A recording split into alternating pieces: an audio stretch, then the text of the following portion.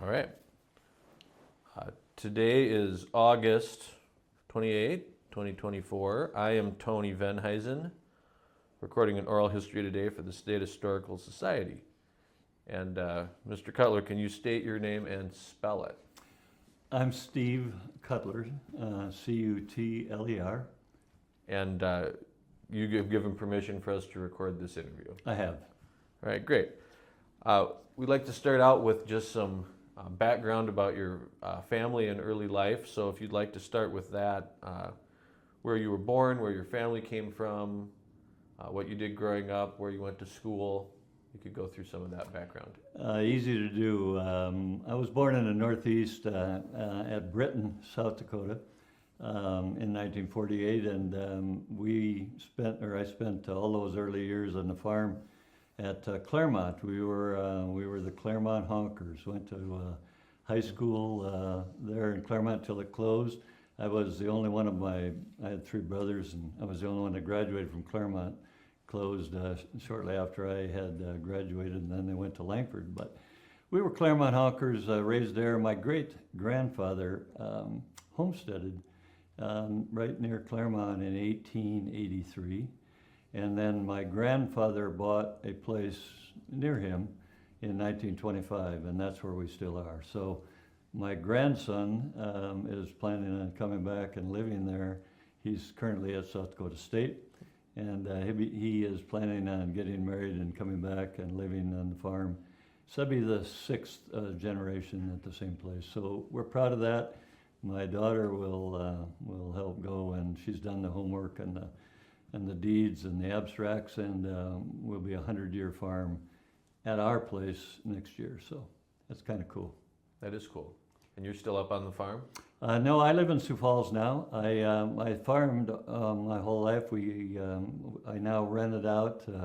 My daughter and her husband live there, but they are busy with full-time jobs, and so we rent it out to my cousins, but still have the land, and I moved to Sioux Falls about 25 years ago. Did some things here. Okay. You want to go through of course, your farming is a big part of it, but you want to talk a little bit about your career path, the different. Sure, we can talk about it. Of course, you help Dad on the farm all those years and through college, but my first real full-time job, I was an engineer for the South Dakota Department of Highways.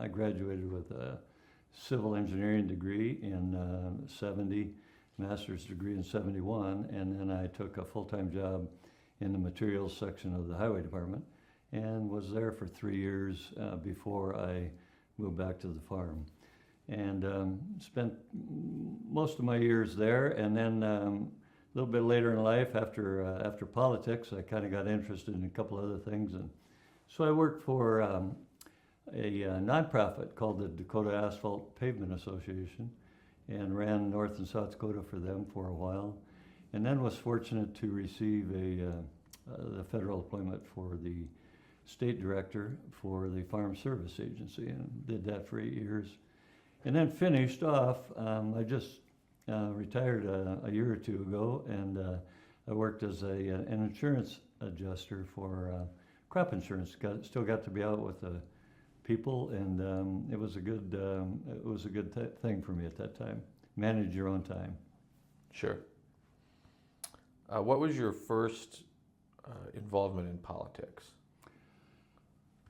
My first involvement, actually, I went door to door for Jim Abner all those years back. I respected Senator McGovern, but I really liked Jim Abner and thought he kind of was in the mold of how I'd been raised and my philosophy and values. And so I went door to door for Jim Abner, in the early 80s, somewhere in there. And then the local party chief in Brown County called me and asked me if I would consider running for office. And I turned him down and said no, and 2 weeks later he called back and he said, "Really, what have you got to lose? I mean, why not take a chance and do it?" So I did, and was fortunate to win that first race.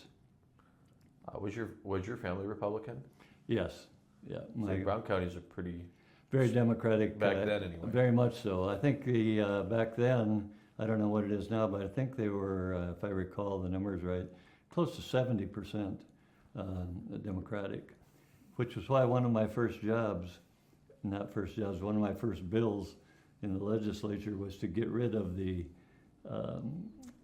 straight ticket ballot box, because in Brown County, the straight ticket ballot box, I was behind 1,000 votes before I ever got to the ballot box. So it was just one of those crazy things. Last night, I think you were first elected in 1984, is that right? Right. Did you have Aberdeen in your district, or was it a rural district? Part of Aberdeen. I had the east side of Aberdeen, and then the rest of the rural Brown County. And you didn't go over into Marshall Day? Not at that time. In the next apportionment, I ended up with part of Marshall County and Britain, and so, yep. You would have overlapped by just a year or two with Joe Barnett then? Just a real brief time. He was the majority leader, Papa Joe, everybody called him. Joe Barnett was very unique and had a great demeanor. I mean, he had a lot of power, but it wasn't an oppressive power. It was a gentle power, and he was a great man, and we missed him a lot when he passed. And I only got to serve a short time with him. Yeah, I can't remember if he died in 1985 or 86, but it would have only been one or two sessions. Right, well, I think it was one session, maybe two sessions, and then passed. But yeah, I remember his funeral very well. And the Herseths are from up there. You'd have served with Lars Herseth too. All those years, or almost. He retired a little bit before I did. Of course, he ran for governor and narrowly lost to Mickelson. So yeah, in fact, we were, our farms are only maybe 15 miles apart in Brown County, so we're actually neighbors. Knew his daughter Stephanie very well all those years. She grew up while we were both serving, and so it was a good time.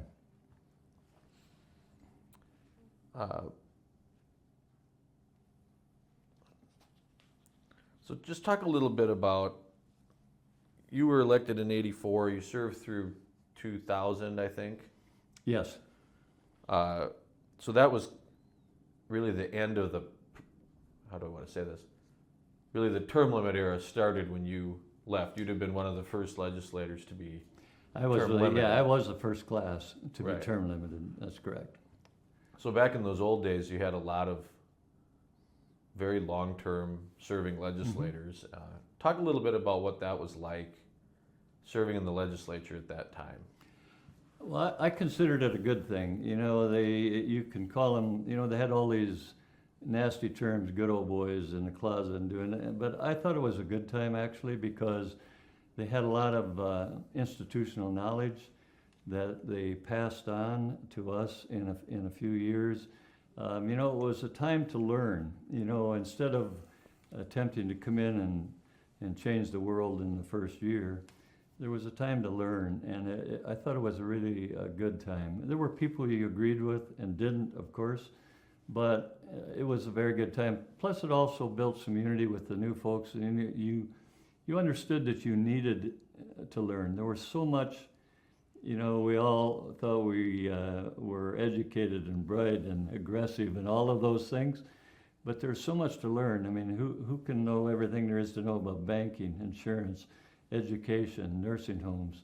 I mean, there's so much institutional knowledge you don't have. You don't know how to deal with all of the different cabinet secretaries, all of the different issues.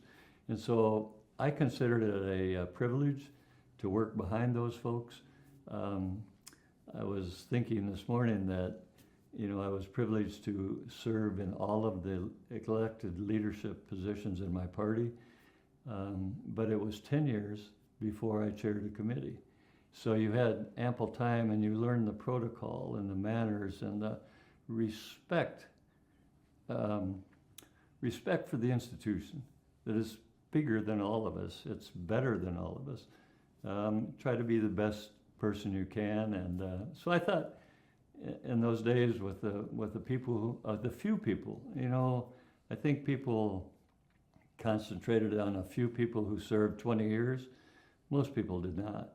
I mean, the vast majority, and we had a lot of turnover regularly. My class had 17 new people just in our party, plus the Democratic new people who came in, and so there was a lot of new blood every 2 years anyway.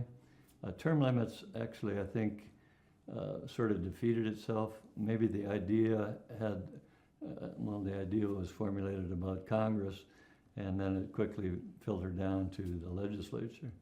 Why, this is my personal opinion, other people disagree, but why would anybody want I consider it a weaker legislature when you don't have years of knowledge, at least with some people who can relate that to you on a day-to-day basis.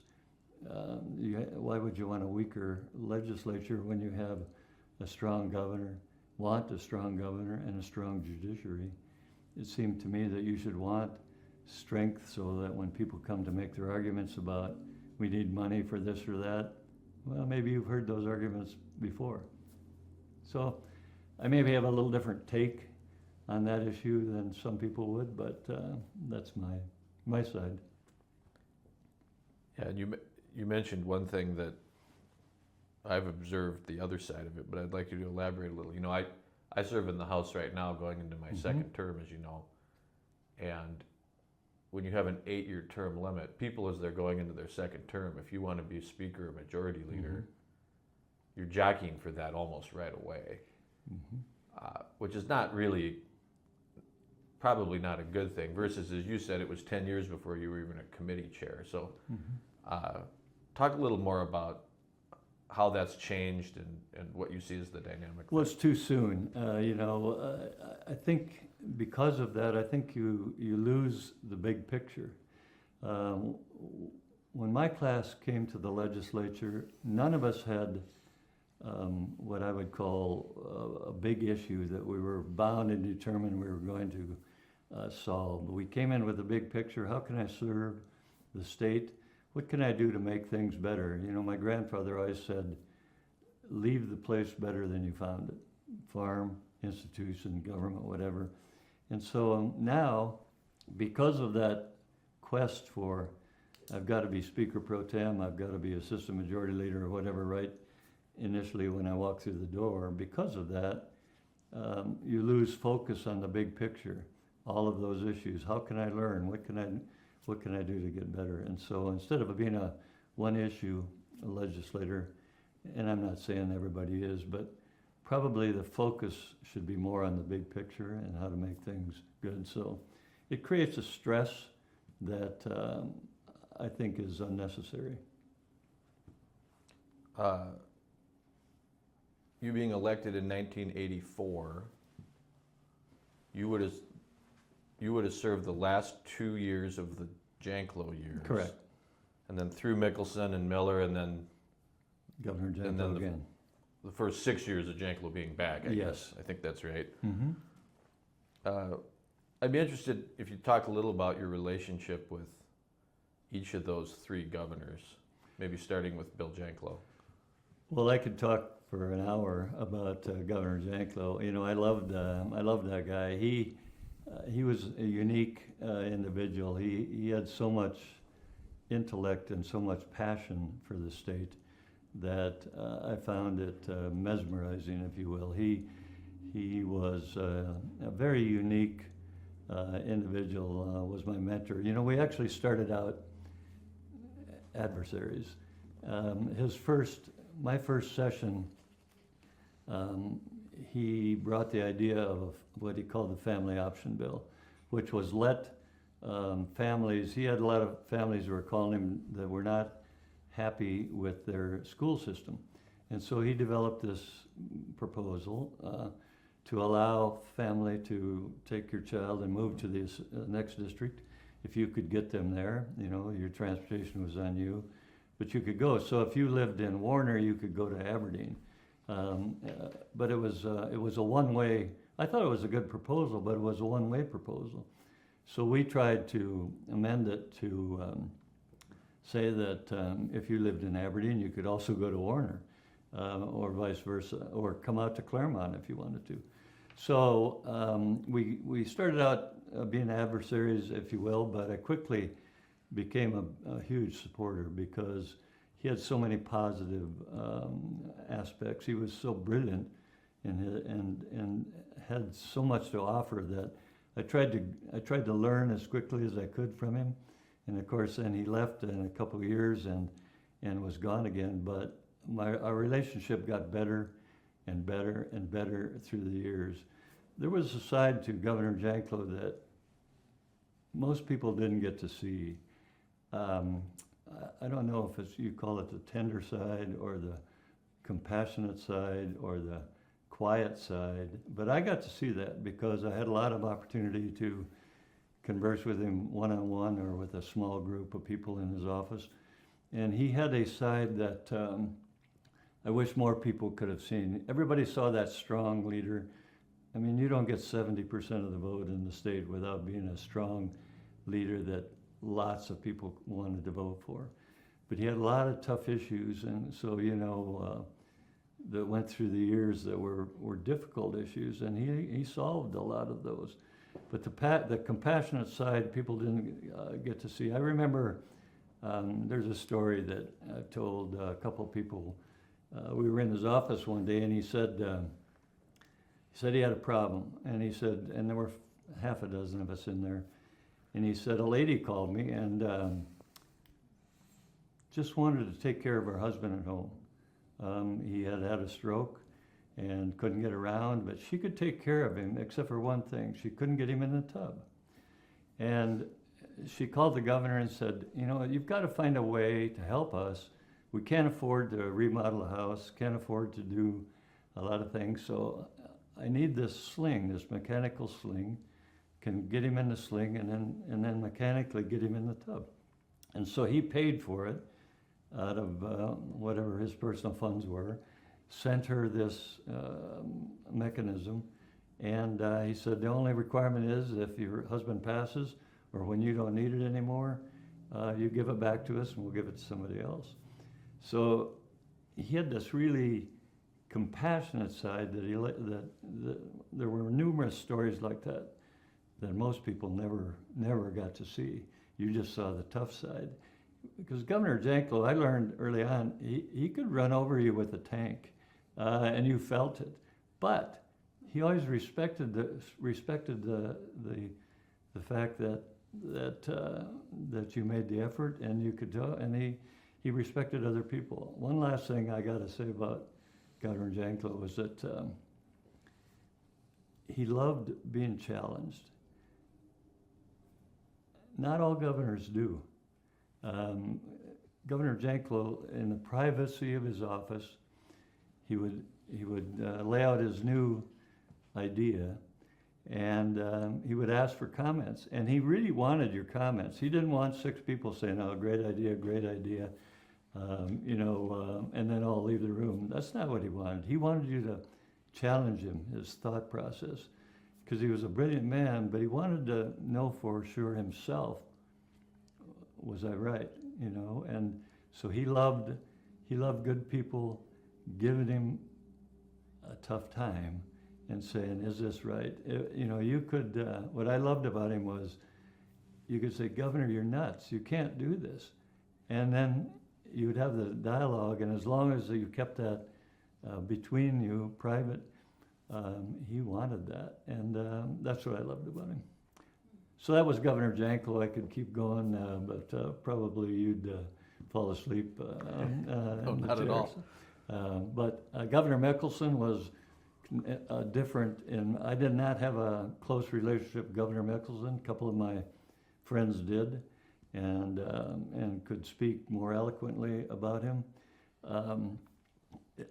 Challenging Governor Mickelson was a different process than challenging. I was speaker when George was governor, and it was a different process. It was respectful. It was good, but unfortunately, we got into a battle in his career at one point, and it was a respectful battle, but it was a battle that impassioned battle, and the caucus was involved, and we ended that discussion, and then he passed.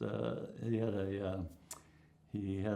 the plane wreck, and we never got to resolve that, which is always an issue for me, because I respected the Governor Mickelson, and I wanted to mend the fence, if you will, at the end of his time in office, but didn't get a chance to do that. But Governor Mickelson was a strong governor. He was a thoughtful governor. He had his way of doing things, which was entirely different. So I wasn't as close to Governor Mickelson as I was to Governor Janklow. And Governor Miller, Before you go to Governor Miller, what was the issue that you were butting heads with Governor Mickelson at? There was it was the end of a session issue, and at that particular time, the Democrats had control of the Senate. We had control of the House. And there were a few $1 million at the end. I don't remember how many, 1, 2, 10, or whatever it was, at the end of session that we were arguing about. And that we were kind of butting heads. And Governor Mickelson's solution was different than what our caucus had come up with. And so, as one of the leaders, I was speaker, and a couple other, we went down to visit with him about it, and saying, we want to go this direction, he wants to go this direction, and then the Senate wanted to go a different direction. So we were kind of all at loggerheads, and it was it can get tense in the wee hours of the night. The legislature should never go all night. Things always deteriorate from about 8 o'clock in the evening on. And so it was just one of those times that you'd like to get back instead of a contentious issue. It didn't have to be, but the time and the evening and all of those things contributed, and it was one of the very few times that I regret. What do you remember about his death? I was at one of my daughter's athletic banquets. Both of my girls played basketball, and I was at her athletic banquet, and we were sitting there watching the deal, and the coach left the room and came out and tapped me on the shoulder and asked me to leave. And so we went out, and he said, there's a problem. We think Governor Mickelson passed, and do you need to call somebody? I was speaker, and so I got on the phone and started calling Pierre, because we didn't know where Walter Dale was. And if Walter Dale was also on the plane, that was going to be a change in my life significantly. So I got very nervous. I got very anxious and couldn't find it. And my best friend, Dean Krogman, is my good buddy, best friend, served in the legislature, was a lobbyist, was going to become Governor Mickelson's chief of staff the next week or whatever. I thought he was on the plane also. So it was a tough evening. And finally, I don't remember who was it from the governor's office called me and said that Walter Dale was not on the plane. These things have happened. And I said, what a tragedy. And that was the evening. But it was a very unfortunate event. Sad for the state, certainly for his family. So it was a tumultuous time. And then you were going to talk about about Governor Miller. Well, Walter Dale Miller and I served. I don't remember how many years, but Walter Dale was Joe Barnett's assistant majority leader, and then became majority leader. And Walter Dale Miller had his own style of serving the people, and he was also very strong. I'll just tell you one quick story that kind of is a synopsis for my relationship. Well, we were fairly new, new legislators, and sometimes we were at odds with the leadership, and Joe Barnett had, wherever they had gone, and issues would come in fast, and we hadn't read the bill, and yet they wanted us to pass it in 5 minutes. And Joe had enough respect, Joe Barnett did, and Walter Dale, that they could stand up, and Lars Hershad would stand up on the other side, support the bill. They'd done their homework, but those of us who were new were going, I'm not voting for this if I haven't read the thing. So there was an end of session one of those years, and Walter Dale got up and he was speaking to those of us who were new, 17 of us, maybe our second session. And the governor said, now guys and ladies, we're proud of you. You know, you speak your minds, you're strong, you're forceful, you're good folks, you help, you do what's right, and gave this dramatic 5 to 10 minute speech about patting us all on the back. And then he stopped for a minute, he looked at it, he said, but today, we need your help. And if you don't help, this goes down in flames. Some of you have to help today. And it was like, he put you back in your seat, like,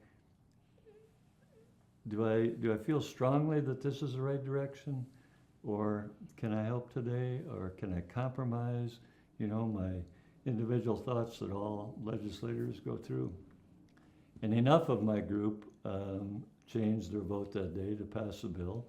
And I never forgot that speech, that sometimes you need a little help, and what, you know, can we compromise to do that? So he was a compromiser. He was good at what he does.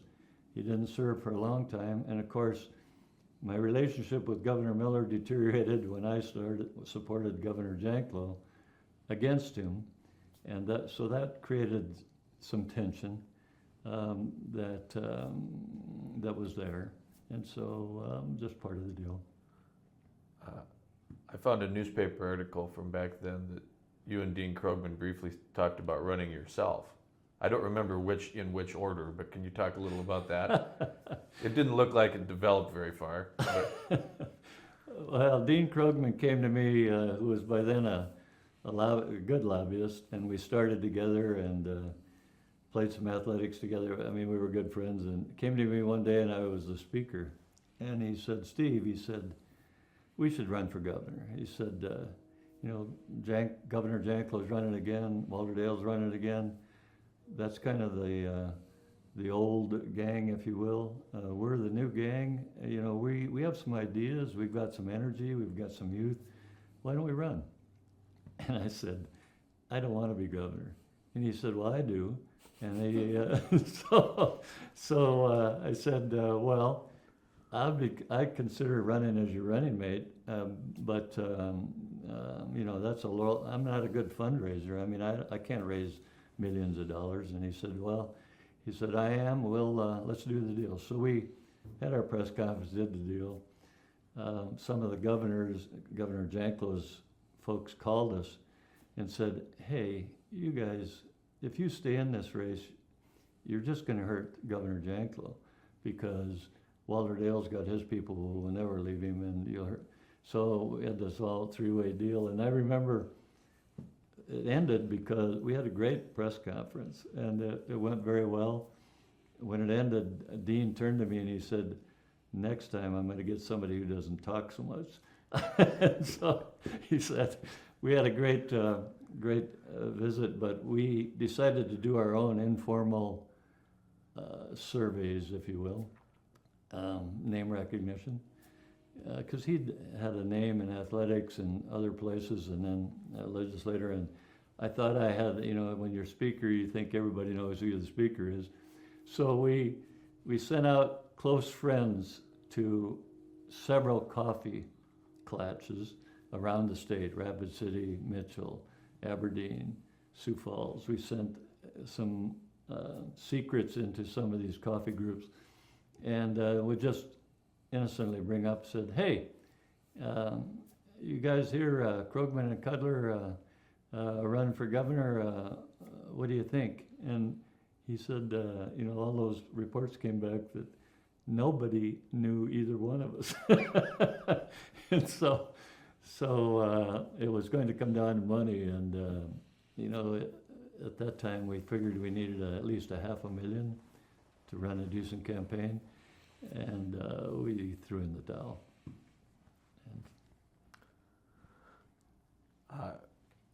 A couple kind of prominent statewide elections we've touched on. I just want to see if you took a side on any of these, or if you have any stories about them. You mentioned working for Abner in 1980. In '86, then, that Janklow-Abner primary, were you involved in that, or did you stay out of that?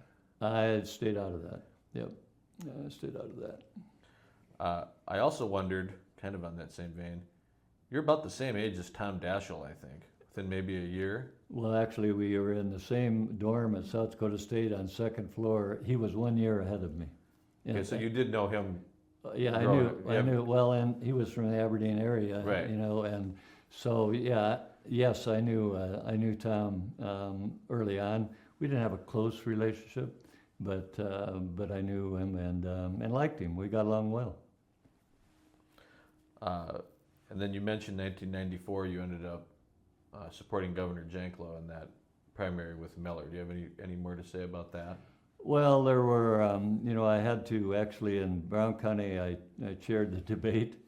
They asked me to chair the debate, which was there was a lot of tension because Governor Miller was governor, and then Governor Janklow was running. So there was a lot of tension, but it was a good time. I mean, I tried to be respectful to Governor Miller at the same time.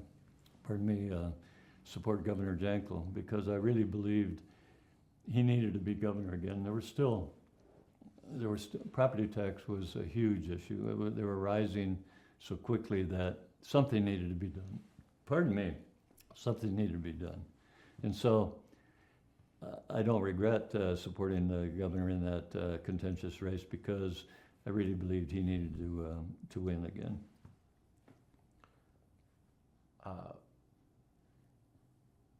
One thing go ahead. Well, there were, county fairs were always big, as you will, and there were always people, wanting to know this, wanting to know that, and so they always wanted to know inside stories about this and that, and I would just say, look, you know Janklow, you know what a strong leader is, and so it wasn't anything dramatic. It was pretty much nuts and bolts. Who were some of your mentors in the legislature?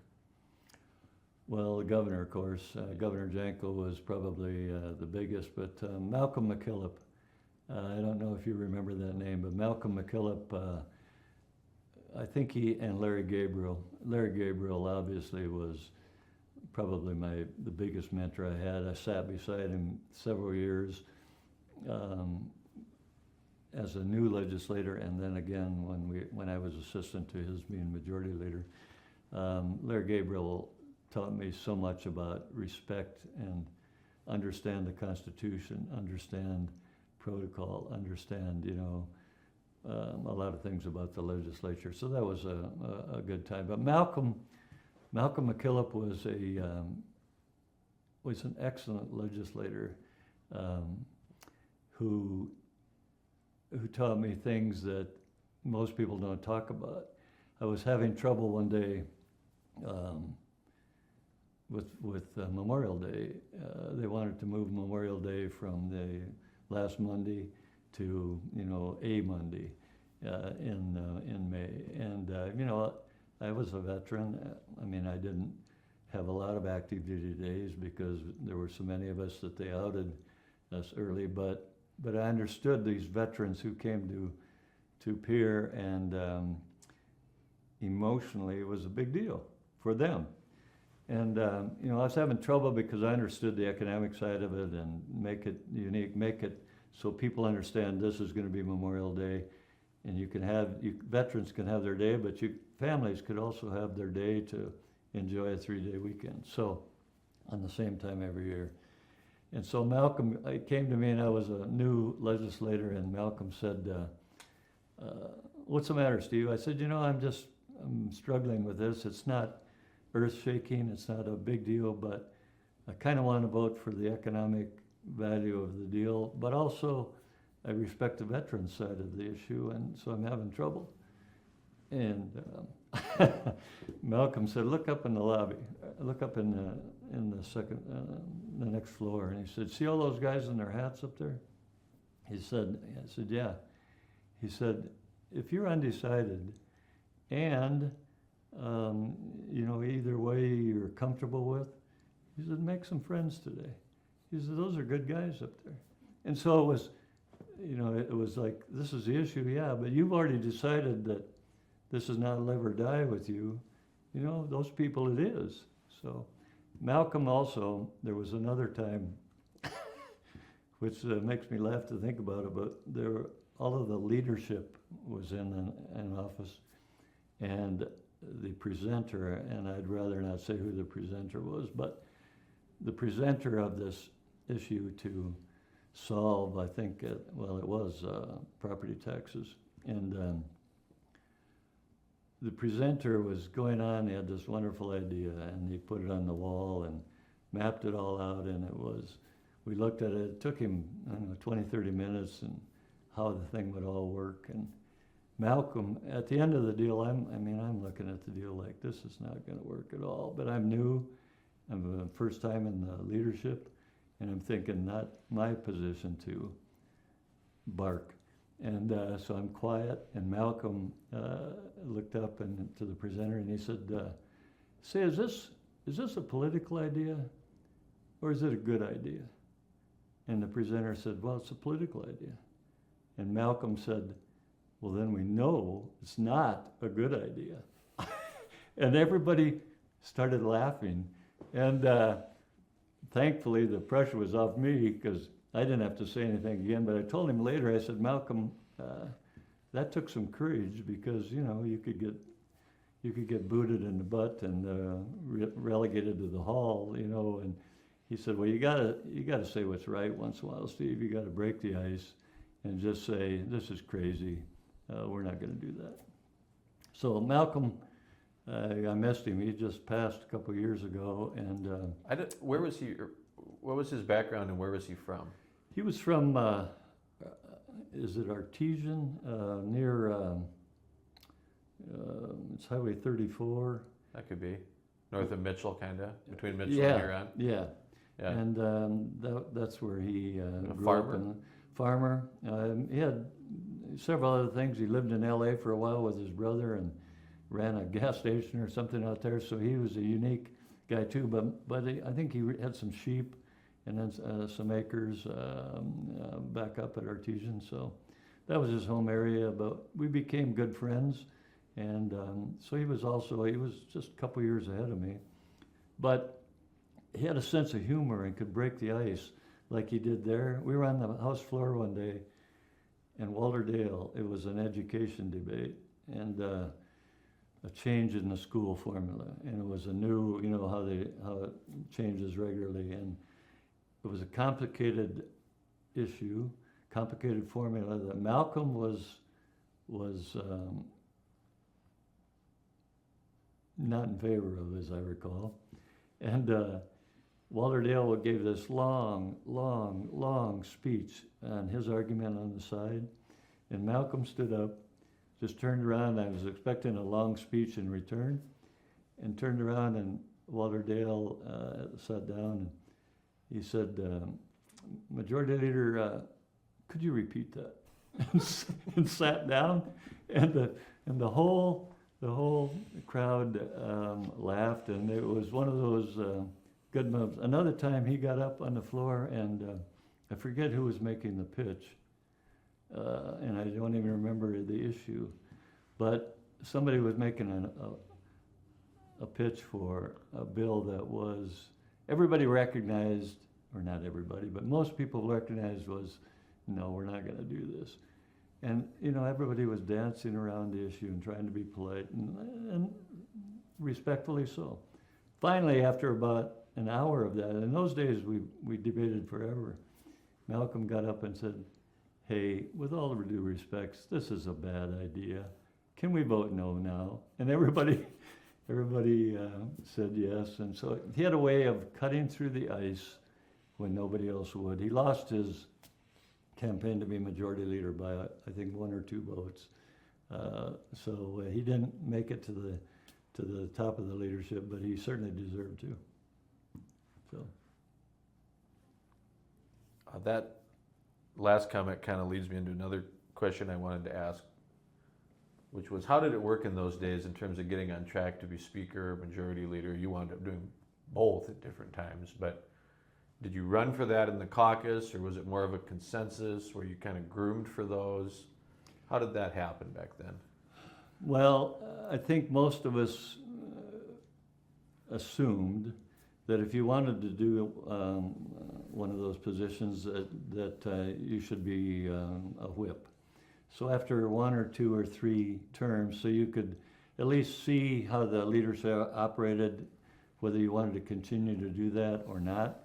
And so about my 2nd or 3rd term, I don't remember which, a whole group of us ran for whip and decided, and of course you do your handshake and you say, hey, I'd like to do this, but if you think somebody's better, have at it, type of deal, very informal. And was fortunate there were 3 of us were elected, whatever term that was.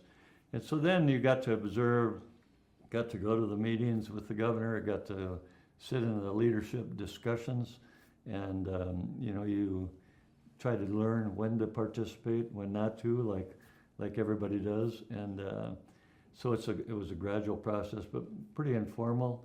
Once you decide to run for Speaker Pro Tem, then I think when I ran, there were 3 or 4 of us.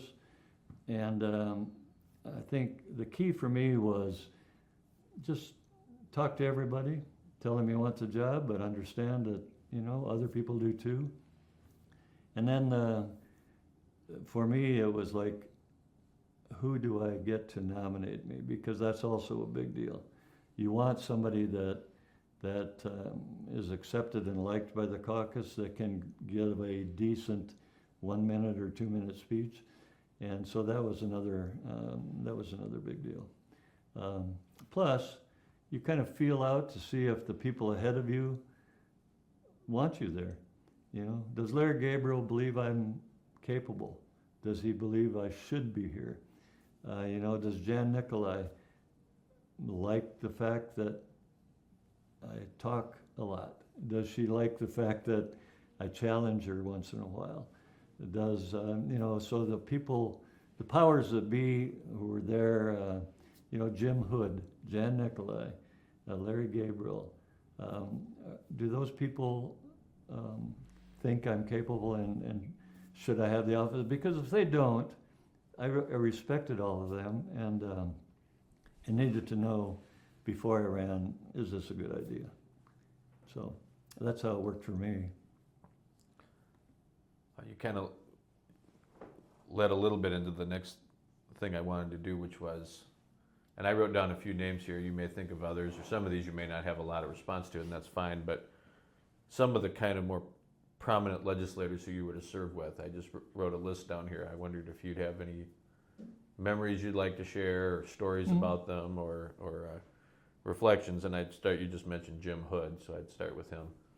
Well, he was a very classy, soft-spoken gentleman, first of all, but bright, and he very capable. I really respected him because he didn't talk unless he had something to say. And so I really liked Jim Hood, and of course he was speaker right before me. And I thought, well, I've got a month or 2. I don't have to worry about going up in the chair, because public embarrassment is something nobody wants. And the first time you take that chair, knowing the lingo, the right demeanor, the right presence, look like you know what you're doing, that concerns you. I mean, nobody wants to look bad for their first job interview, for their first attempt. And so I thought, well, I got a month before I have to worry about this. And I think the second day or third day, it it was that first week. And all of a sudden, Jim comes down from the podium, and there's a break, and taps me. He said, I got to go take some calls, so you got the floor. And I'm going, Jim. And he walked out the door. And, I thought, holy moly. And all I had done in preparation was print the message that you read, essentially, or say, when a bill is about to pass. If I'm trying to remember now, is Bill 26 has reached a second reading, those da-da-da-da-da. And so there's a short little passage. Well, I had written that out because I didn't want to miff that.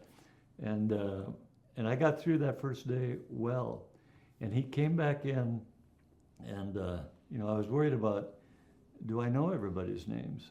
They were written, of course, on the big plaque in front of your desk, but people put flowers and candy and all sorts of things in front of those names. And so I thought, do I actually know all these people to call on them? And how to say their name? If they, and say, Representative Klochek, you can now speak. So I was nervous, and I got through the day, and it all worked well. He came back in an hour later or whatever it was, and I said, don't you do that to me again.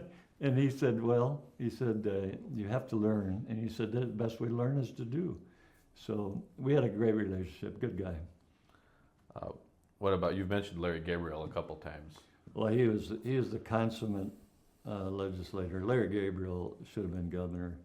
I've urged him to run a couple times as Janklow was nearing the end of his term. I said, Larry, you should be governor. You're smart, you're capable, you're eloquent, you're thoughtful, you're a good guy.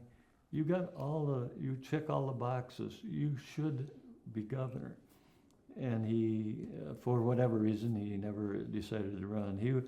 He was so good at everything he did.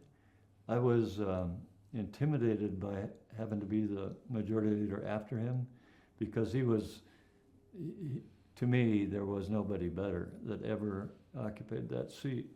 And so, I couldn't tell you enough positive things. We had so many great days sitting back there listening to the debate, and he'd say, well, one of us has to say X, Y, Z, and I said, yeah, Larry, but you're going to do this one better than I, so you do the deal. And I just had so much respect for him. He and his wife, they would come to town, she would come to town, and we'd go to dinner. His knowledge and his, not only about issues that had past and present, but his knowledge. I remember there was a day a lobbyist came to town from New York. I can't remember the issue, but Larry Gabriel and I were with Governor Janklow and whoever these three lobbyists in their $1 million suits, and they look good, were making this presentation that went on for an hour about something they wanted to do, an economic issue, da-da-da-da, and it touched on several other. So they finished, and Governor Janklow said, what do you think, Larry? And Larry said, well, it's a great idea, except, he said, according to the Constitution, and he quoted it verbatim without the book, and he quoted it, and I was sitting there like, he doesn't know that, he just made that up. And I thought, could that be the case? And so they looked it up, and he was right. And the folks said, well, we'd have to change our whole deal. And Larry said, well, I'm sorry, but it's against the Constitution. We can't do it until XYZ changes.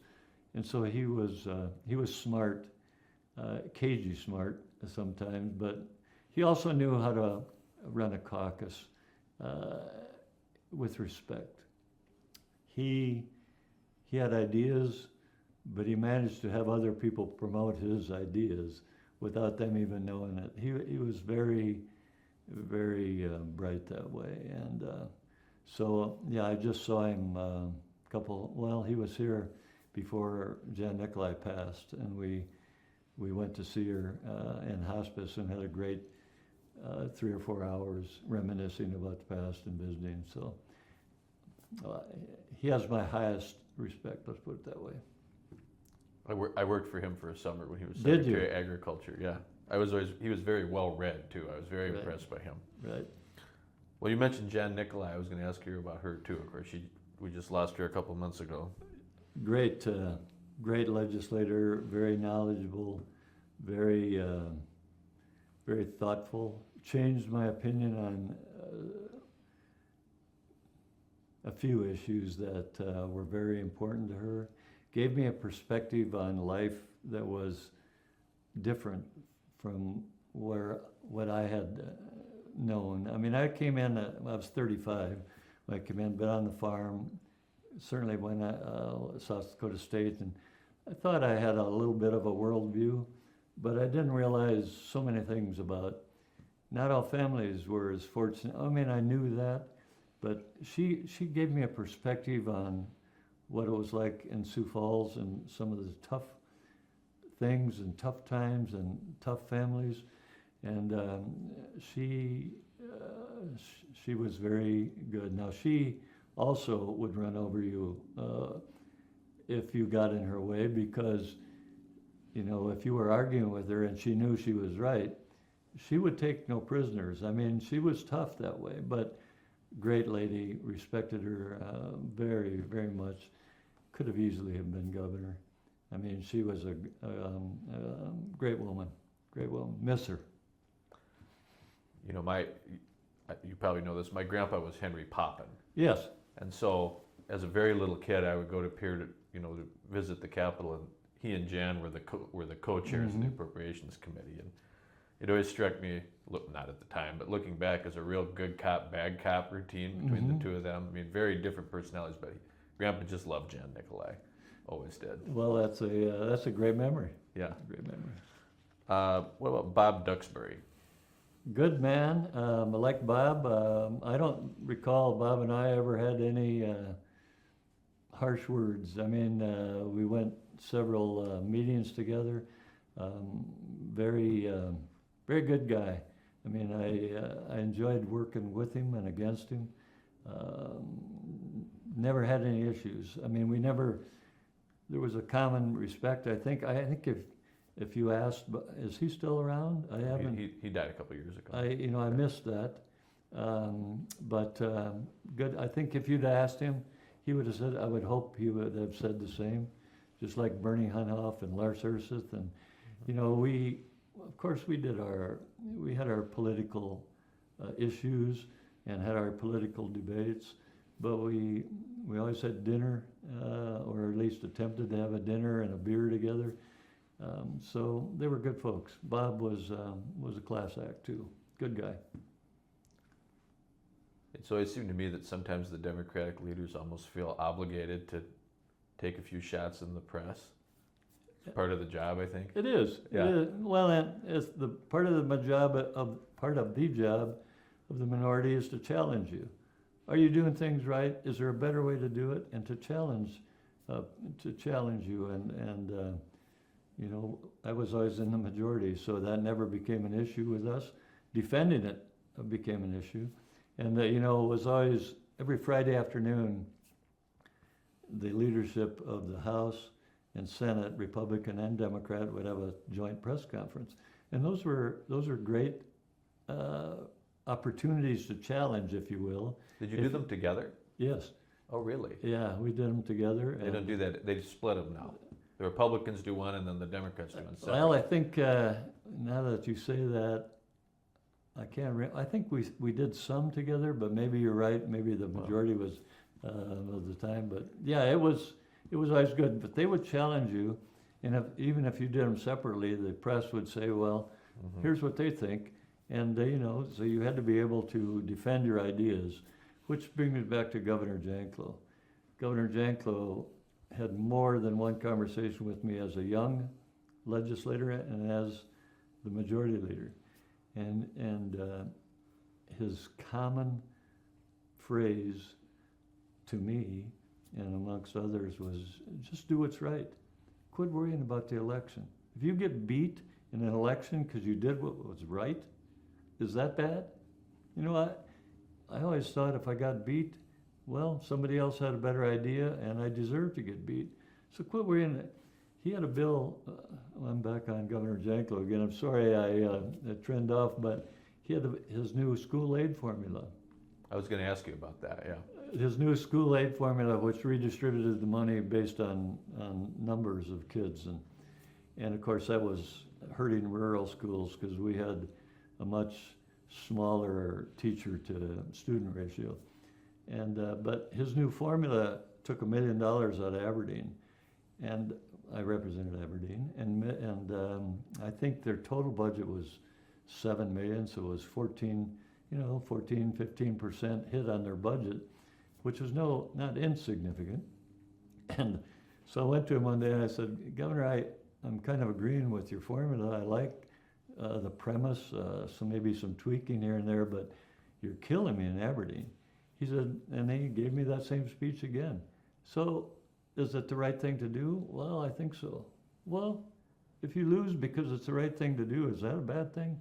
And so he instilled a lot in me that I never forgot. So, but the formula, Jan Nicolai was very much in favor of that formula too, and of course it distributed more money to Sioux Falls. They had more kids, and rightfully so. And so the compromise was the Cutler-Gabriel amendment, which would kept the state aid proportion of that money equal to what property taxes were doing. And so that was an important deal. And you know, when Larry Gabriel and I were sitting in that corner saying, you know, we've got to make sure that the state portion stays high, because property taxes are rising quickly and we could lose state aid, or a portion of the state aid that we need. And so we sent that down, and the governor did not like it, of course, because it restricted him and took money out of his future budgets.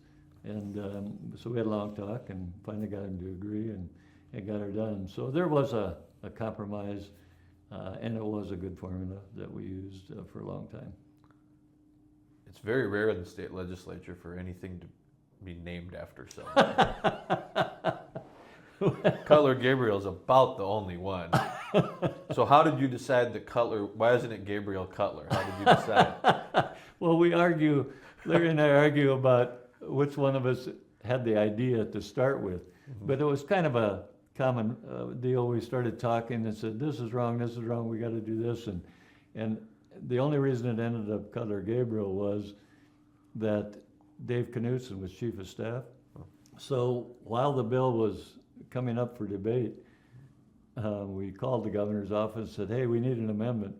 And Dave came up and he said, now what?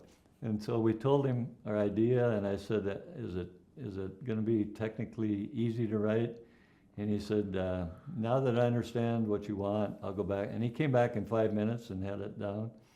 And so we sent it back to committee to consider this, because it's a significant amendment. Sent it back to committee, and Dave Knutson, when he presented it, said, this is the Cutler-Gabriel amendment rather than the Gabriel-Cutler amendment, even though it was both our ideas, and it just kind of stuck. And so I lucked out. He gives me a hard time about that, so we have a good laugh. We interviewed Dave a year or two ago. I should have asked him, I guess, why it was Cutler-Gabriel and not Gabriel-Cutler. I didn't ask Dave that question. I got a few more legislators to go through here, and then I have a couple other topics too. Sure. And I don't know, we're about an hour in. I don't know if you need to take a break or. I'm okay for now. If I could take a quick little sip of water. Yep, I'm good to go too, but if you need to stop at some point, let me know. The next one I wanted to ask about, he was in the Senate, but you're part of the state, Harold Halverson. Well, Harold was one of the first legislators. I mean, he was an institution, along with George Shannard and Homer Harding. I mean, those guys had all been there a long time and were well respected. and good folks. I guess when I started, I feared them. I didn't want to get on, because I knew if I ever wanted to pass anything, not only do you have to convince your own gang, but you have to somehow convince the gang in the Senate. And they were the consummate leaders of the Senate for many years. And so I didn't want to get on their bad side. And I somewhat did early on, because I was fighting, in the old days there was the Wahi irrigation project. And I was part of the folks who were questioning the value of diverting water from Pierre to Aberdeen to irrigate and all of the things that went along with it. And so what it would cost farmers, and the obligation for many, many years. So I sort of got on the wrong side of those guys, because they were all promoters of that project. So I tried to stay away from them as much as I could. Walt Bones, there were several of those gentlemen. They were good legislators, good folks. I tried to stay away from them for as long as I could, because I just didn't want to get on their bad side, because I knew I would need them at some point. And I did. And of course, as our relationship developed, they began to understand me. I remember Homer Harding came over to me when in the middle of my career, somewhere 8, 9, 10 years. Homer Harding came over to me, knelt down by my desk, and he said, I just want to tell you how much I appreciated your support on an issue where he was fighting the governor, he was fighting several people. He said, you hung in there when a lot of people didn't. He said, I won't forget that. And so you have your chances to get to know somebody that you don't know very well. So that was part of the deal. But mostly I stayed away from them, and because they were there a long time. Mm-hmm. And it was sort of like, hey, you guys in the House, don't fiddle with us. They were respectful for their gang, but the House and Senate, well, you understand the dynamics between the House and the Senate. They're not always pleasant, even in the same party. It may be the chair of appropriations in your party in the Senate doesn't like what the chair is doing in the House. Jan Neklai used to get frustrated over the years once in a while, saying, hey, our guys won't help us on that. Can you go talk to Rounds? Senator Rounds was the majority leader in the Senate. And so it's kind of an old age. You leave us alone, we'll leave you alone. And we'll do what's right, hopefully. We always say we're the upper house, because you have to step up a step to get into the House. The Senate is on floor level. Right. What about Jerry Lammers? Strong leader. Jerry had a couple of issues that were sensitive to him, as I recall. One of them was the dram shop bill, and I forget, so he had a couple of issues you didn't want to fool with Jerry. Very bright attorney, was very good, but he had less patience than some. So we didn't want to try that unless it was really a big deal with you. If you wanted to go to the mat against him, make sure it's a big enough issue to do that. Don't bother with the little one. But he was a good majority leader. He did his job. He had less of a pleasant relationship with the leaders of the Democratic Party than other majority leaders. Larry Gabriel always had a good relationship. Joe Barnett always had a good relationship. Jerry's relationship was less friendly, I guess you would say. They respected each other, but I remember Linda Lee Viken used to get under his skin a little bit, and they had a contentious banter back and forth. I remember where there was a day that there was a point of order type of thing, but I was in the chair, and Linda Lee had sent me a note, and the note just said, Steve, this is in the Mason's rules.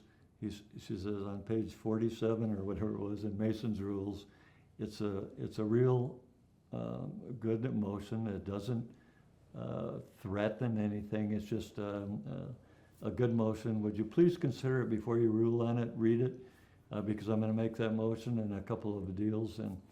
And she did, and I always loved her for that, because it's like, nobody wants to be embarrassed and say, well, I don't know what that is. So I looked it up and it was correct. And a couple of deals later, she made the motion. And of course, Lammers, it was not in favor of what Jerry Lammers was doing at that time, and he was upset. And so they argued back and forth, and I let them go for a while. And so now I have to rule.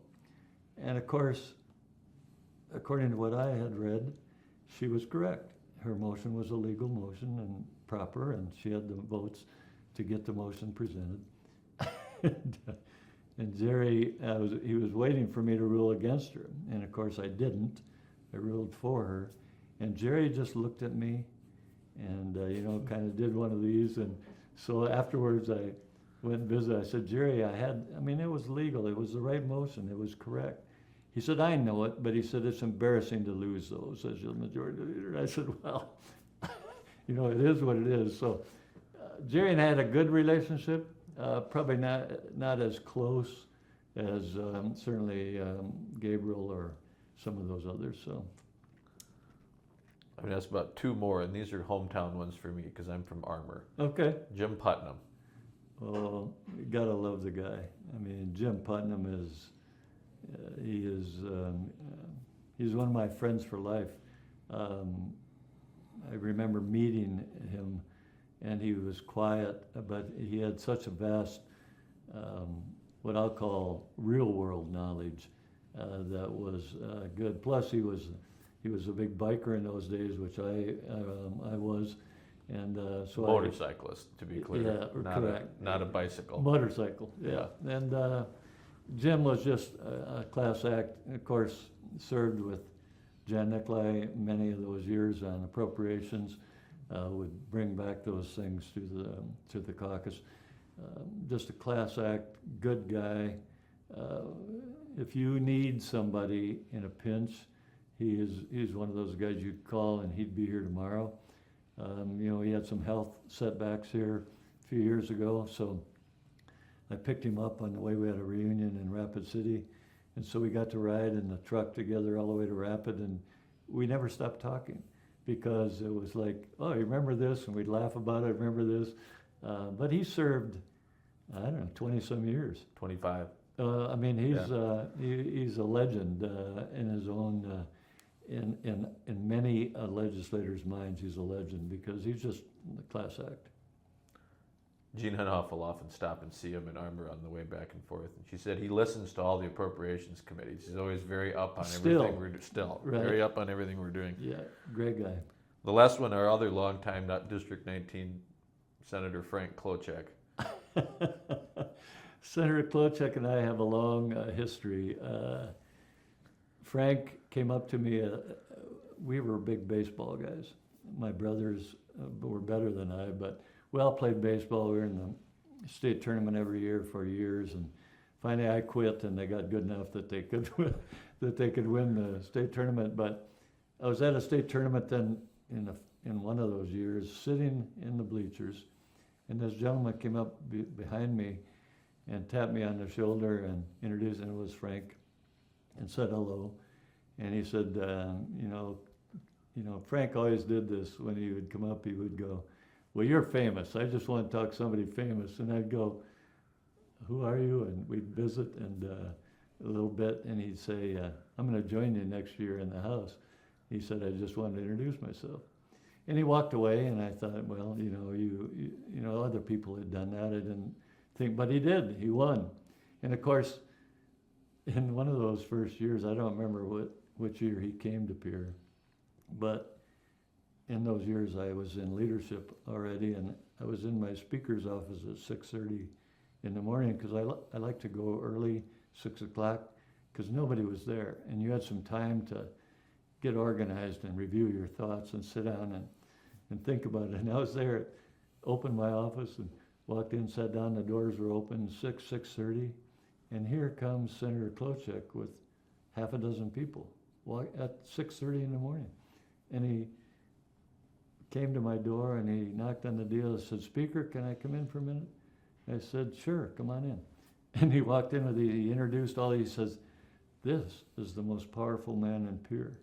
And you know, he always blew you up bigger than you were to his folks.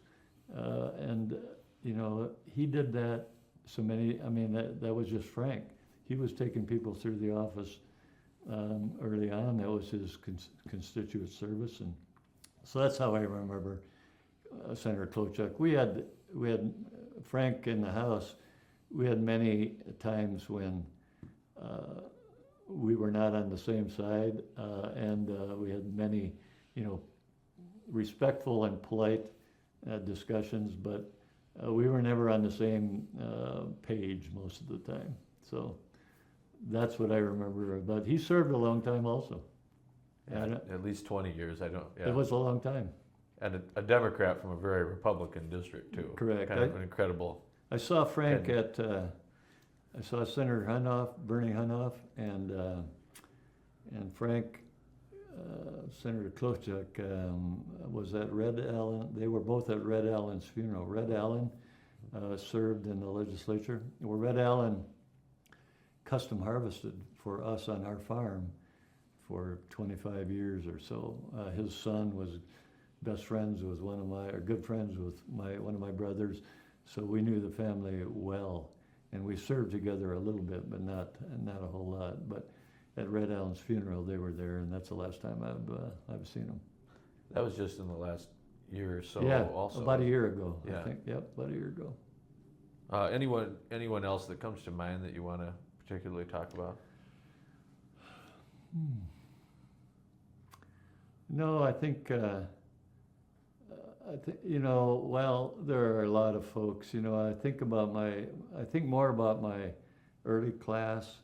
Roger Porch, Dean Krogman, and I sat in a little circle in the middle of the legislature. And of course, you have no responsibilities, and nobody wants to hear you. There was a gentleman. I'm trying to remember his name, but Joe Barnett, in my first session. Joe Barnett was a majority leader.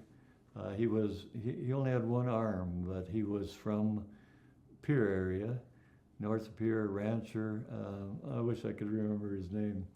Good Republican who didn't speak much, hardly ever spoke on the floor, but a quiet, thoughtful gentleman. And he stood up one day to kill, I was speaking, I thought, eloquently about something or other, and he stood up to table my motion. And he tabled it, and I sat back down feeling defeated, and how do I get better at this? And he came up to me as soon as session ended and tapped me on the shoulder, and he said, "Steve, I really like you." He said, "But that's my job." So Joe would look at him when it was time to end the debate, said, it's your time to kill the guy. I wish I could remember. He was a class act gentleman. Della Wishart was, what a grand lady from West River. Lola Schreiber from Pierre area. Great women that I really respected and served with. Mark Hollenbeck. Mark Hollenbeck was one of the brightest legislators I ever met. Mike Wagner and Mark Hollenbeck. Both of them came a year or two after I, and they were both great, but very, Mark Hollenbeck was very frank. He was like, this is right, this is wrong. It was black and white. He could turn most issues black and white. He didn't have any trouble. I'm sure his conscience never bothered him one day. He knew what he was doing was right. Great legislator, tax-wise, and other areas. So there were so many. I hate to miss anybody because there were so many great folks that I wish I could see them more often. What were some of the major issues you worked on? We talked about the school formula and property tax. What would be some of the others? I think video lottery is probably a big one. Top of the list. I always, that is my biggest regret from the legislature, that I let that happen. In fact, I helped that happen when Governor Mickelson was wanting to get that done. I helped a little bit here and there. To me, it was a bait. To me now, it was a bait and switch issue. You know, when they were pitching video lottery, they pitched it as a benign little thing that would sit in the bars, and people who wanted to play could, and people who didn't have to worry about a little black box in the corner, if you will. It was a little, the machine they showed us was a little small machine, inconsequential machine that sat in the corner. Wasn't a big deal. So what? It'll be a few $1 million and da da da da. And I voted for it. And it took me about a year to realize this was a mistake, because they brought in the Las Vegas casinos, machines essentially, 10 of them in the bars, and overnight people were losing way more money than I ever expected would be possible at $2 a throw. I once asked a gentleman who played a lot, and I said, you know, if you're playing seriously and trying to do the maximum bet every time, how much can you lose in an hour? And he said, oh, I said, I don't know. Oh, it'd be over $1,000 an hour. And I said, at $2 a throw? And he said, yeah, that's what it is. And so I quickly became an enemy of video lottery, and led helped lead, I wasn't the only one, helped lead the effort to get rid of it shortly after it started. First, I tried to get a fair share, because the share started out so low that it was ridiculous. And so then I tried to get a fair share, and that was failing. And quickly I could see this was not boomeranging, it was exploding out of sight. And so I thought, we've got to get rid of it early. And so I helped lead the effort. I was on some of the commercials against video lottery, when we went to the ballot. We lost. We actually recommended a half a penny sales tax to replace it, which is no small thing. I mean, it was like, that's a big deal. People are going to vote for a new tax. I don't play video lottery. Why would I care? And we had to make this case that you should care, because it's important for the state of South Dakota to not be dependent on video lottery. Think about it, folks. The message we said was, yeah, we have sin taxes. We collect tax on tobacco, collect tax on alcohol. We have sin taxes, but we don't promote it. We don't go out there and try to get people addicted to, and that's what we're doing. We're trying to addict people so we can have more money for the state coffers. This is a terrible idea. We ought to get rid of this. So we're going to pass this half penny sales tax and get rid of it. We lost by a half a point, 50.5 to 49.5.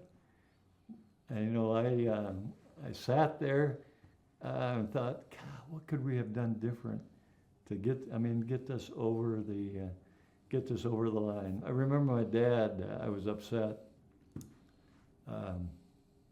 My dad came in the room and said, well, you lost. And I said, yeah, and I'm not happy about it. And he said, just remember this. You have to accept it, but you don't have to like it. So, you march on. But that was tough. That was tough, because we almost won.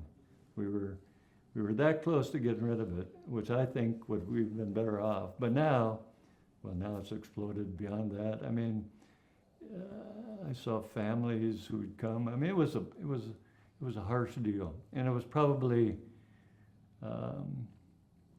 got out of perspective for me. It maybe got to be dominating my thoughts too much a couple of those years. So, but that's my big regret. I mean, I helped pass that thing, and every time I look at those machines, I feel responsible, and that's not a good thing.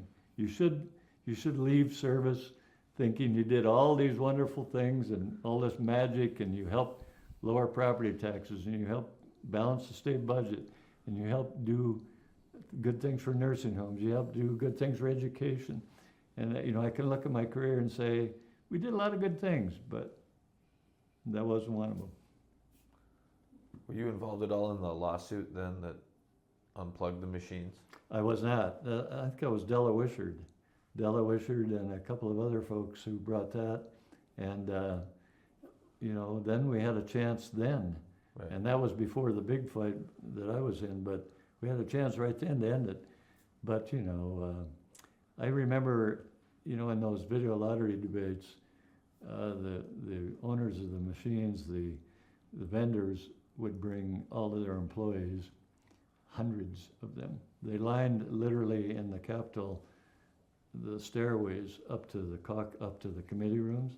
So you would leave wherever you were, and you'd walk through a gauntlet, really, of people on both sides of the stairs, all the way to the committee room. And then in the committee room, in those days, they let people pack in as much as they wanted. So you sat in your chair, literally, you know, it was not the magnificent committee rooms they have now, but it was just a simple table with dozens and dozens of people standing behind you, all around you, I mean, it was full, and they all had these big stickers.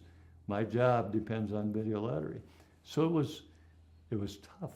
You know, you had to sit there with 100 people in the room looking at you like you were evil, and then face that on a regular basis. So it was a tough, we couldn't win those battles in Pierre. We just couldn't win it. There were just so many legislators, and they had an argument. I don't play that. Nobody I know plays that. Why should I care? If they want to play it, let them play it. It keeps my taxes down. That was that's a terrible argument. I mean, just because you don't play it or it doesn't hurt you, don't you want to do what's right for the state? And so it consumed me, let's put it that way, for too long. Until finally you know, I'm still friends, I think, with there were a couple of vendors who didn't like me very much, but you know, that's what you go through. But it was an important issue. Probably consumed too much of me at one point, but it is what it is. Any other major issues you remember working on that you'd like to talk about? No, there were just so many. You know, once in leadership, you have to contend with so many things. You know, being speaker was a great job. I mean, I loved that job. It was, you got to be involved in the issues. You got some to be able to have some direction. You got to interact with both parties. You got to be a respecter of the institution and be fair to the Democrats, be fair to the Republicans, be fair to everybody. It was a great job. Majority leader is an entirely different job. Very much, I thought it was, it wasn't my favorite job, let's put it that way. You have too many people that you have to say. You got the governor's office who needs you, and you've got to promote some of the things for the governor's office. As you got to represent your caucus because you're the leader of your own caucus. You're supposed to be there to represent all the people, so you got to represent all the people, and then you have your personal opinions. And so you have four diverging bosses, if you will. You got four things to consider on every issue and every vote, and it consumes so much of your thought process and your time and your energy that you don't have enough left for yourself. You don't have enough left for the people that are important in your life. And so I thought it was a difficult job. I didn't enjoy that job. I tried to do a good job and thought I did a good job, but the speaker was a job that I'd go do in a heartbeat again. Great job. Majority Leader was that your last 2 years? Yeah. After Larry Gabriel retired? Yes. In fact, I urged him not to retire. I said, come on, Larry, let's finish this out together. He said, no, you should have that job for a couple of years. I'm going home. And so there were other reasons, but it worked out. And then following you was Bill Peterson? Yes. Was he your assistant? Yes. Yeah. Bill and I had a great relationship, supported him when he ran for mayor. Gentleman, good speaker, good thinker. Bill and I had a good relationship. Oh, I was going to ask you to say a little more about Mike Rounds too. You would have dealt with him a lot back in those days. We got along great, still do. There were issues that we had very different opinions on. A couple of big issues that we had some tension, if you will. One of them was the dome at USD. We were, I'm a South Dakota State guy, but the roof collapsed, and they needed a new roof, and it was $5 million.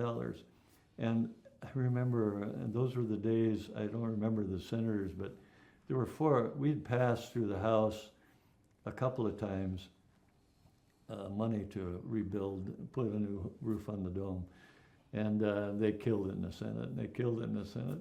And so there's a meeting when he and I were with Governor Janklow, and we're sitting there and visiting, and the governor wants to solve it. He doesn't want to push us, but he wants to solve it, and I want to solve it because we passed it twice, and Senator Rounds kept, at that time, Majority Leader Rounds kept saying, Steve, he said, I got half a dozen people who just don't want to pass this deal. Let them find their own money.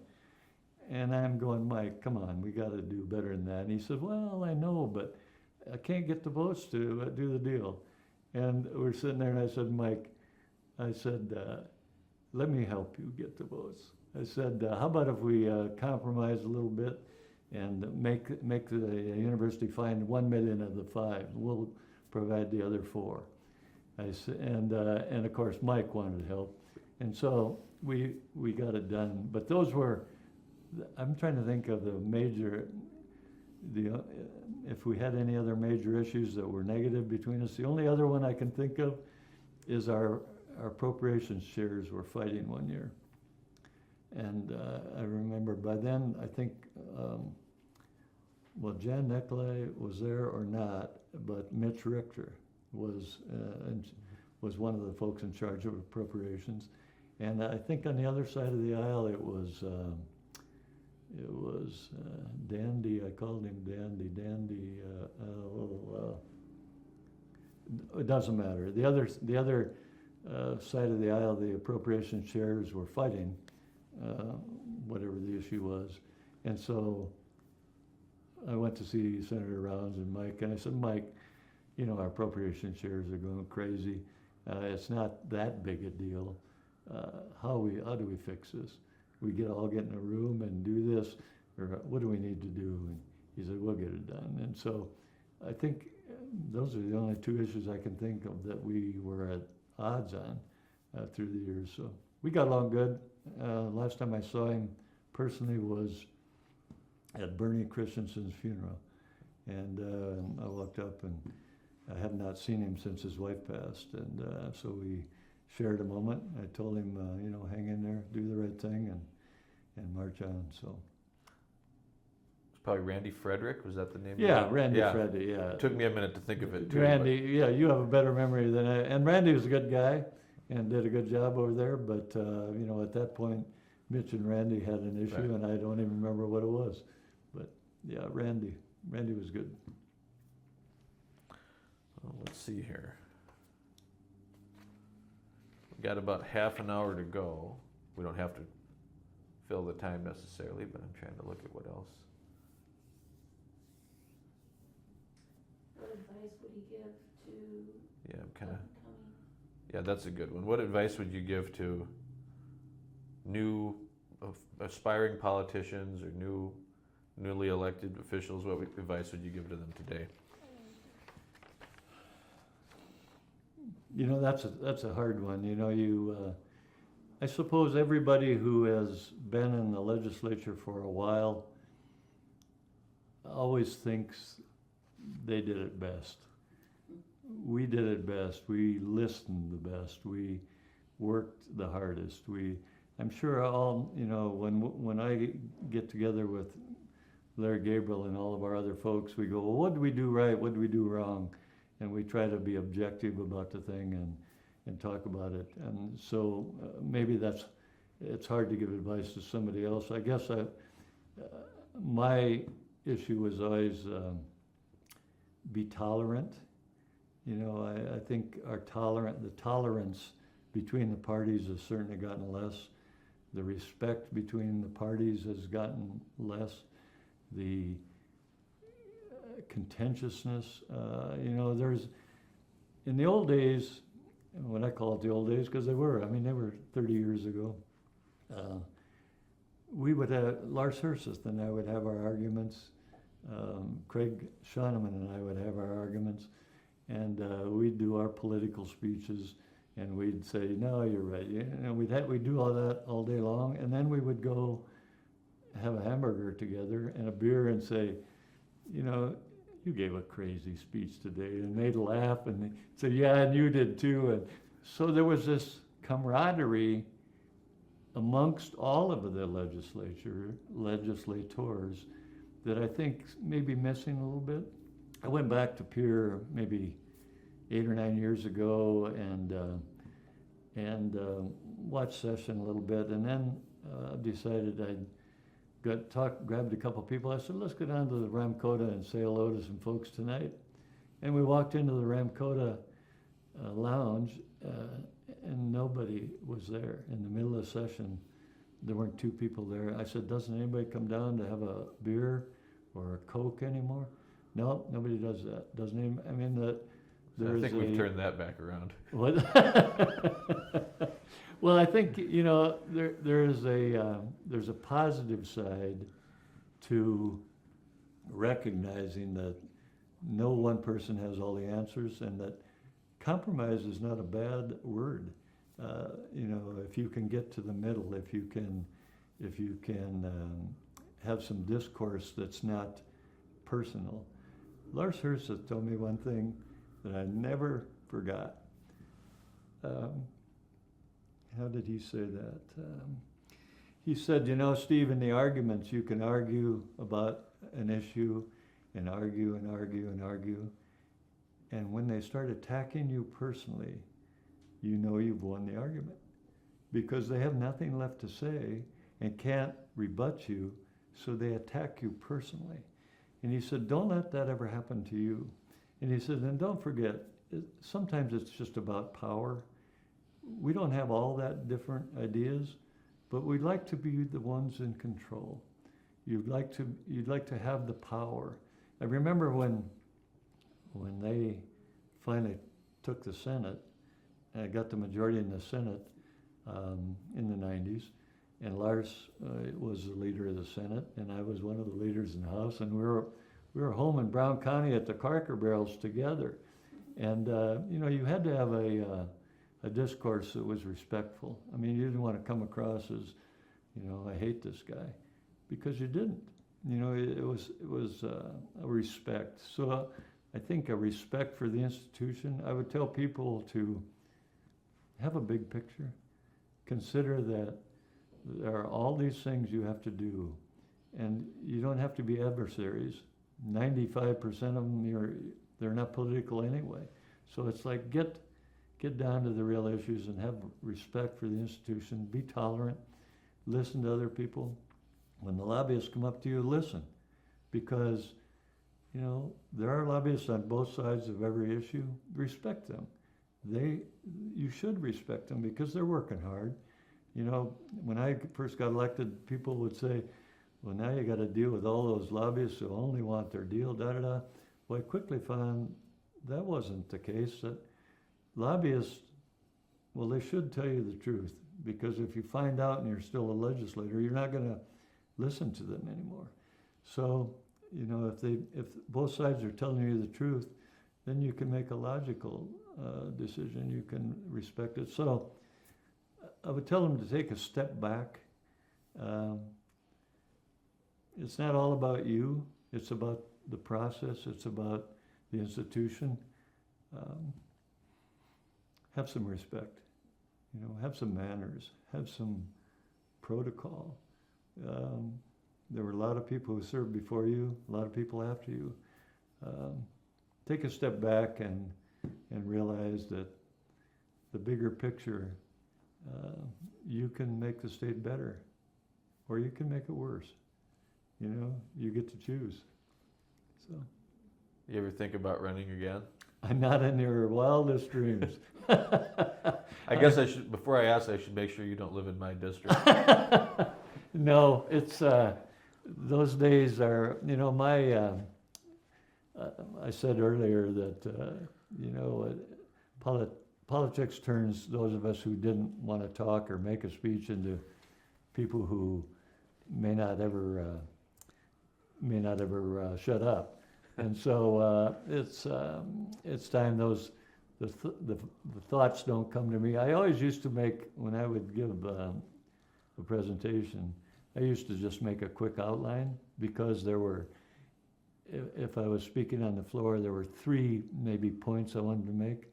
So I would highlight them in 3 points on a notepad so that I didn't forget one of them, because I would get to talking and rambling, and you know, that's the worst thing that you can do. I remember there was a legislator from Yankton who came up to me and he said, "Steve, if you can ever give your speech in less than 5 minutes, I will vote for it." And so you have to temper some of those things. Just lost, I was going to say something else and I forgot what it was. Oh. Kind of a totally different topic, but the tail end of your political career anyway was the FSA director. And that was in the George W. Bush Yes. administration, is Yes. that right? Yes. So you left the legislature in 2000, that's the year Bush was elected president. Mm-hmm. How did that appointment come about? That's funny you would ask that. Of course, the delegation more or less chooses those positions, the 4 positions, rural development and FSA, and then the sheriff, or I don't, the Marshal, yeah, US right, Marshal. the marshal.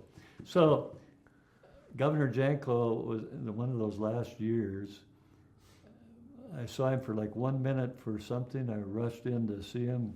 He had me come in, and I said my deal, whatever it was, and I was headed out the door. He says, "Hey, Cutler," he said, "would you ever want one of those federal positions, Farm Service Agency or rural development?" And I said, "Well, I've never really considered it, but yeah, I would. If I could serve and do a decent job," and that was it.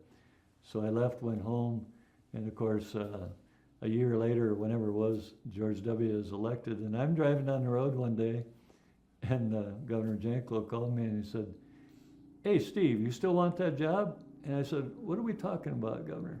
And he said, "Rural Development or Farm Service Agency Director?" I said, "Well, sure. You know, I would consider that." And that's how it happened. I mean, he and Senator Thune, you know, they had this commentary going on who was going to make the selections, and I was fortunate enough to receive the FSA. You enjoy that job? I did. It was a great job. You know, I got to deal with farmers that I was familiar with. I mean, issues that I was familiar with, programs that I was familiar with. I loved going out to, when there was a new farm bill, I'd go out to Watertown or Pierre or Aberdeen or Yankton and make the presentation on the mechanics of the new Farm Bill, what you needed to do, A, B, C, D, E to get ready, do this. I loved that, and the dialogue with the farmers, the work. I mean, I really enjoyed that position, and of course we got to go to DC once a year to visit with the folks about what's coming next. I remember I was in one of those meetings presenting the new Farm Bill in Watertown, and there were hundreds of people in the room. Everybody shows up at those deals because they want to know how to do it correctly. And gave my presentation, which is, I don't know, 30, 40 minutes, and did the deal and asked for questions, and you're doing the questions. The guy in the front row goes, he says, I have a question. He said, we need all these records and bushels we sold to certify our yields. He said, I've got 7 years of wheat in the bin. How am I going to prove which of that wheat came from which year to prove my yield through the years? And which you're going to need for this program. And I looked for a while and I thought, you know, I was, by then the lean meeting had gone on a long time. I said, well, sir, if you've got 7 years of wheat in the bin, you probably don't need my programs. And everybody in the room laughed, which relieved me because I didn't want to get ripped to pieces. And of course, he was somewhat embarrassed, but he sat down and he came up to talk to me after. We had a good discussion afterwards, but sometimes you can, you know, I learned that from Malcolm, relieve the pressure.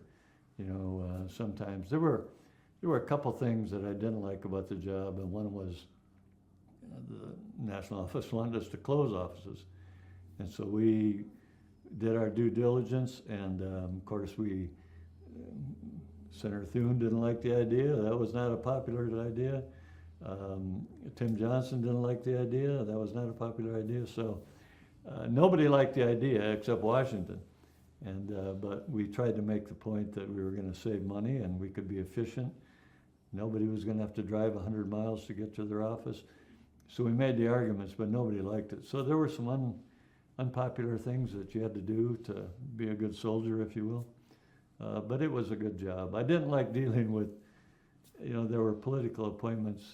My boss was a wonderful guy from DC, who was a great gentleman and very easy to deal with.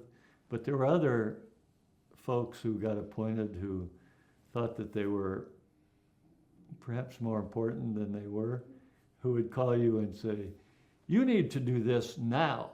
And, you know, you'd hang up the phone, I'd call my boss and I'd say, I just got a call from John Smith and this is what he said. He said, don't worry about it. Those guys they've got other more important things to do. You're not going to get fired because of that. Just let that lie. And so there were some things that were uncomfortable, but it was still a good job. We're at just maybe 10 or 15 minutes. Do you have any, you want to look over your notes and see if Sure. there's anything we haven't hit that you wanted Sure. to cover? Absolutely.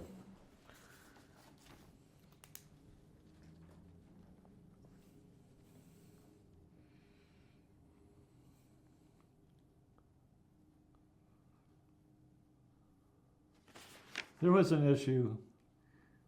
Let me look at this one. Some story that you gotta make sure isn't lost 20 years from now.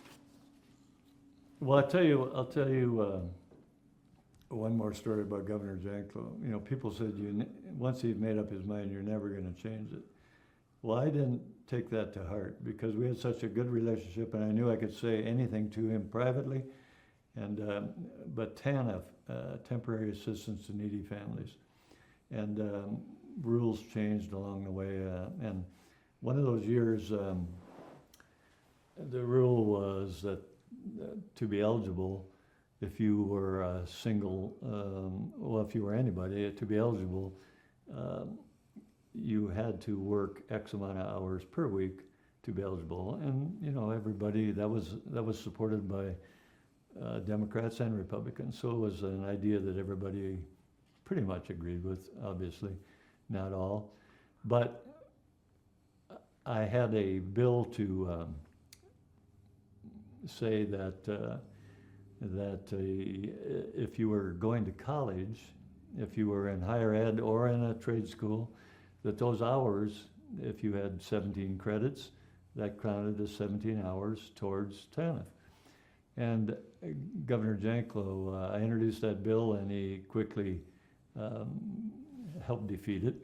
And so I went down to see him, and so, you know, we would have a long discussion in the closed office, and I'd say, you know, Governor, of all people, look how you benefited from education. Look at what your career history, if you hadn't done this, hadn't done that, hadn't gone to law school, you know, he showed me once where he grew up in Chicago, or started in Chicago, and it wasn't a great neighborhood.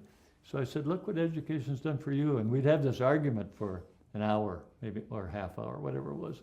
And he'd say, nope, we're gonna leave it as is, da da da. So every year, for 3 years, you know, after we'd done all our other things, I'd say, Governor, how about TANF? Is the time right to do this deal? Nope, nope, nope. Well, so after 3 or 4 years, you know, I'm getting defeated, and you know, I keep going. And he called me one morning, 6 in the morning. He said, "You got time for breakfast?" And I said, "Yeah." So I met him somewhere for breakfast, and he sat down. And he said, "We're going to do it." And I looked up from my eggs, and I said, "We're going to do what?" He said, "We're going to do what you wanted on TANF." He said it was the right thing. And I said, 4 years? It took 3 years? He said, "Well, you were more, you convinced me finally." He said, you were right. He said, "I was wrong. We're going to do that deal." And we went in and passed it in about, you know, again, it was a House-Senate deal. We were getting it through the House every year. So people said you couldn't change his mind. He would. And so that's one of those things that you don't forget. Those are good days. What tipped him on that, or was it just time, just needed time? You know, I think time, and the fact that the sensitive side finally mellowed him a little bit in maybe one of those years, and he agreed that we should do it. It is the right thing. You know, when you consider all the possibilities, it is the right thing. They're working hard. They're trying to better themselves. Let's do the right thing. So that was one of them. So other than that, you know, there are so many things that I miss about the people that you served with, Democrats and Republicans, good folks. You know, we didn't have any native folks living in my area. I wasn't close to any natives, but Dick Hagan and Paul Valandra,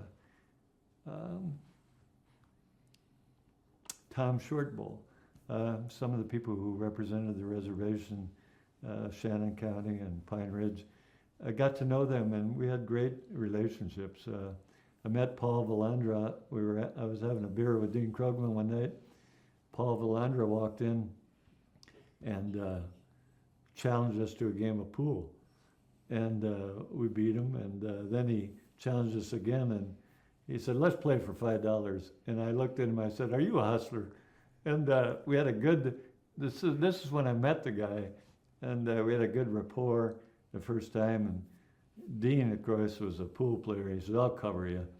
And so we played, and they beat us. And we laughed about that for many years, that's how we met.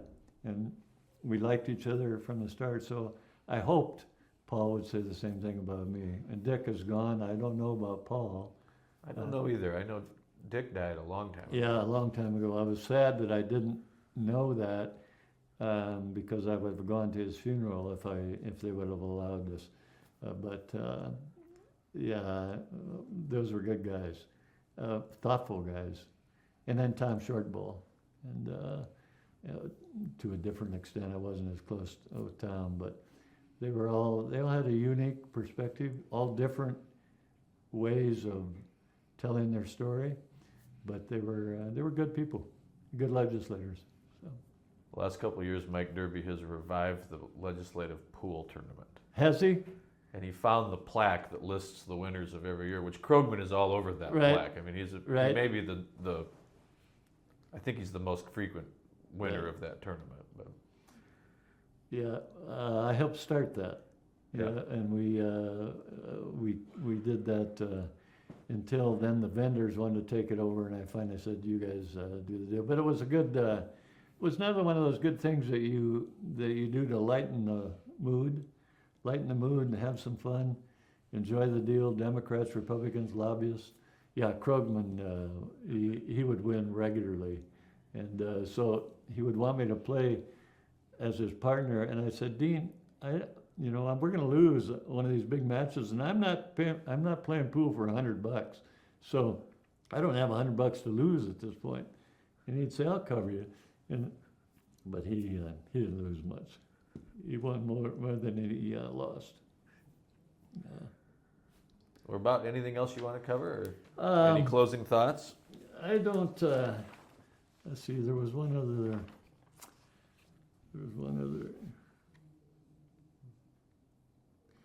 Well, the lobbyists, I told you I thought I had a good relationship with the lobbyists, and I enjoyed their messaging, and because, I'm pretty sure they tried to tell me, they might have left out things they didn't want to tell, but they told me their side of the story. But I can tell you one quick story with Jeremiah Murphy, who was kind of the godfather of lobbyists, and Bill Doherty. But Jeremiah Murphy, one time there was a bill that I was not fond of, on an issue that I didn't like debated, and I had the bill in my desk as speaker. I just left it in my desk, and I didn't send it to a committee. And of course, the rules have changed that every bill had to go to a committee. And in the old days, before I got there, they could pocket veto. The speaker didn't have to send it anywhere, or they send it to a chair, and he put it in his pocket.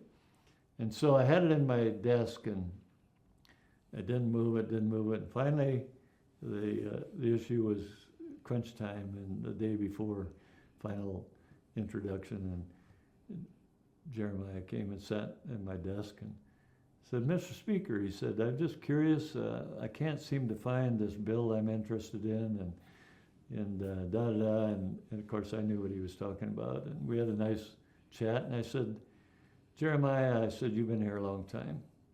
I said, what would happen if I couldn't find that bill? And he looked at me, and he said, Mr. Speaker, that would make me very sad, because I like you, and you're a good speaker, you're doing a good job, and I like you, but if you can't find that bill, we'll have a new speaker. And I smiled, and I said, thank you, Jeremiah, I appreciate your frankness, and he left the room, and we enjoyed that. A couple years later, there was a bill to tax investments. So, like, if you had, was it unrealized investment? Anyway, it was a tax. It would be senior citizens' holdings, and I can't remember the machinations of the bill, but there was a thought process. We'd introduce this bill because we needed to find some money.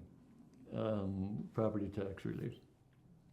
And he came to see Larry Gabriel and I, and sat down before us, and he said, guys, I know this is floating in the halls, but let me just tell you, if you introduce this, every grandpa and grandma in South Dakota will be here, because it's their money you're talking about, that they have saved through the Depression, through here, through this. They've diligently done their homework and saved this money, and now you're gonna tax interest on it or whatever.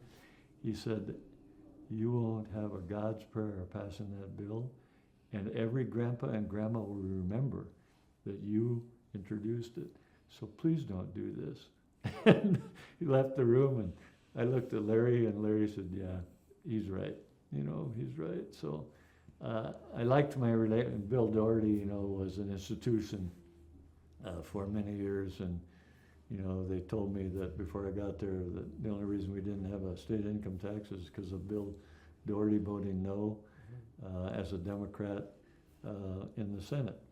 And of course it changed the dynamics of the state, because the Democrats were holding many offices, had control of the legislature, and that changed the dynamics, and many of them got booted, especially in Sioux Falls. And so Bill Doherty had quite a vote on that day as the lieutenant governor, all those many years back. So he was always an interesting guy. So Bill Doherty was. I'm glad I knew him. But a lot of great lobbyists through the years that some of them are still around. I won't go back. They tell me. With the longest tenured people there. A lot of them. Yep, Yeah. exactly. Yeah. Exactly. So no, that's about it. I think I probably talked too long. No, it was great. As it is, but good. It was a good day. Yeah. Well, thank you. This has been great, and we'll cut it there. Yep. Yep.